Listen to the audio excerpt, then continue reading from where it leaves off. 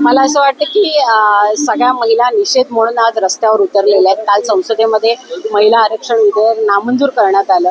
खऱ्या अर्थाने महिलांचा कुठेतरी सन्मान होत असताना ह्या कोणत्या मनोवृत्तीच्या विरोधकांना हे बघवत नव्हतं आणि त्याच्यामुळे त्यांनी हे विधेयक नामंजूर केलेलं आहे. खरं तर त्यांचं हे फेल्युअर आहे, कारण महाराष्ट्राच्या किंवा भारताच्या राजकारणामध्ये महिलांचं एक वेगळं स्थान आहे आणि त्या स्थानाचा सन्मान करण्यासाठी मोदी साहेबांनी हे आरक्षण विधेयक आणलं होतं आणि त्याला कुठेतरी विरोधाला विरोध करायचं म्हणून अशा प्रकारे त्यांनी हा विरोध दाखवला आणि हे विधेयक नामंजूर केलं.